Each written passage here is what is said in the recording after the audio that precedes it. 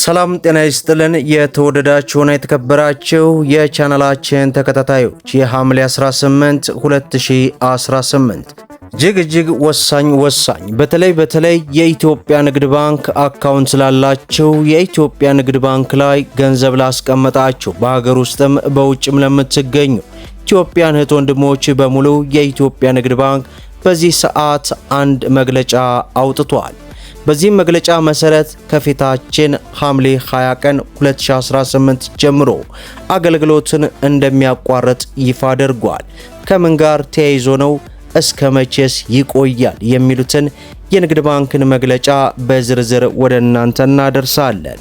በሌላው መረጃችን የአዲስ አበባ አሽከርካሪና ተሽከርካሪ ፍቃድና ቁጥጥር ባለስልጣን በ9 ተቋማት ላይ እርምጃ ስለመውሰዱ ይፋ አድርጓል። ከምን ጋር ተያይዞ ነው? ይህንንም ወደ እናንተ እናደርሳለን። እንዲሁም የጥሬ ገንዘብን በተመለከተ እጅግ ያልተጠበቀ መረጃ ወጥቷል። በዚህም የጥሬ ገንዘብ እጥረት ከመባባሱ ጋር ተያይዞ ጥሬ ገንዘብን ለማግኘት ከፍተኛ ፐርሰንት እየተጠየቀ እንደሚገኝ በዚህ ሰዓት ይፋ ሆኗል። ይህንና መሰል መረጃዎችን ወደ እናንተ እናደርሳለን።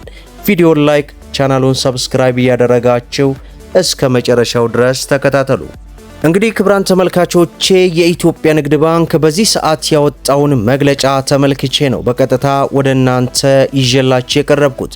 ይህንን መረጃ ከማድረሴ በፊት እንግዲህ የጥሬ ገንዘብ እጥረት እጅግ በከፍተኛ ሁኔታ ስለመባባሱ በዚህ ሰዓት ዋዜማ ያወጣው መግለጫ ብዙዎችን እያነጋገረ ይገኛል። በትግራይ ክልል ከፍተኛ የጥሬ ገንዘብ እጥረት በመከሰቱ ምክንያት ነዋሪዎች ጥሬ ብር ለማግኘት እስከ 25 በመቶ የሚደርስ ኮሚሽን እንደሚከፍሉ ዋዜማ ሰምቻለሁ ብላለች። ጥሬ ብር ከአፋርና አማራ አዋሳኝ አካባቢዎች በገንዘብ አዘዋዋሪዎች አማካኝነት ወደ ትግራይ እየገባ በኮሚሽን እንደሚሸጥ ምንጮች ነግረውኛልም ብላለች። አነስተኛ ጥሬ ገንዘብ የሚፈልጉ ከ5 እስከ 10 በመቶ ኮሚሽን ሲከፍሉ በወርቅ ማውጣትና ንግድ ስራ ላይ የተሰማሩ አካላት ደግሞ እስከ 25 በመቶ ኮሚሽን እንደሚከፍሉም ተናግረዋል። ቀደም ሲል ተረጂዎችን በጥሬ ገንዘብ ይደግፉ የነበሩ የረድኤት ድርጅቶች አሁን ድጋፉን በባንክ ሂሳብ ለማስተላለፍ እንደተገደዱና ይህም የባንክ ሂሳብ በሌላቸው ተረጂዎች ከፍተኛ የሆነ ጫና እየተፈጠረ እንደሚገኝ ዋዜማ በዚህ ሰዓት ያወጣቸው ሪፖርት አስነብቦናል።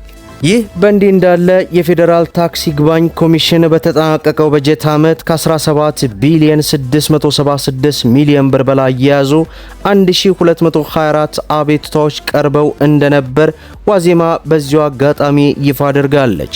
ኮሚሽኑ ካምናው የዞረ 469 መዛግብት ከ5 ቢሊዮን 229 ሚሊዮን ብር በላይ ገንዘብ እንዲሁም አዲስ የተከፈቱ 755 መዛግብት ከ12 ቢሊዮን 447 ሚሊዮን ብር በላይ የያዙ እንደነበረም ጠቅሳለች።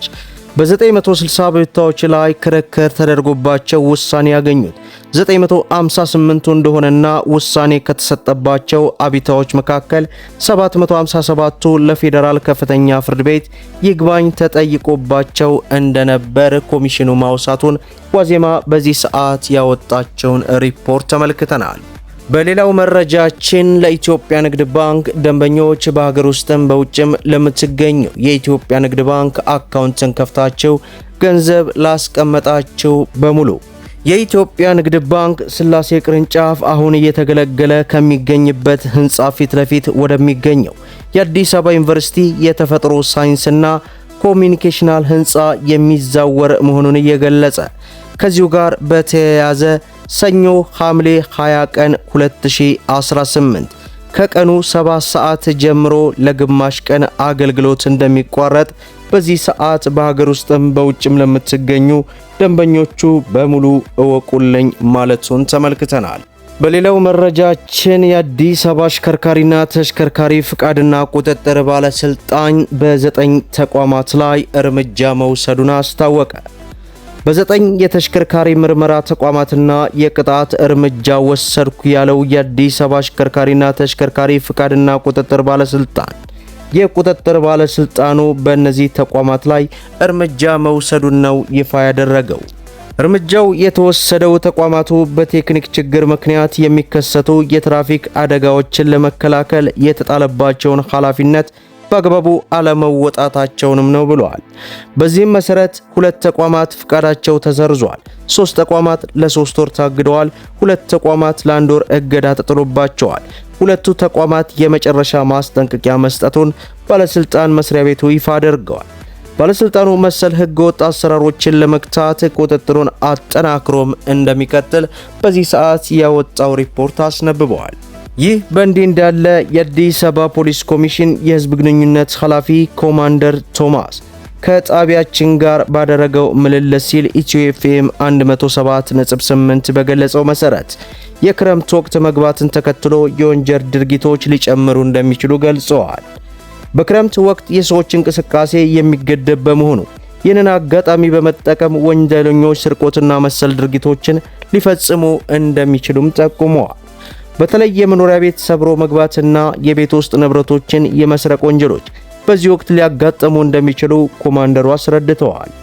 ከመኖሪያ ቤቶች በተጨማሪ በተለያዩ ተቋማትና መጋዘኖች ላይ ያነጣጠሩ የስርቆት ድርጊቶች ሊከሰቱ እንደሚችሉ በመረዳት ተገቢውን ጥበቃ ሊደረግ እንደሚገባም ገልጸዋል።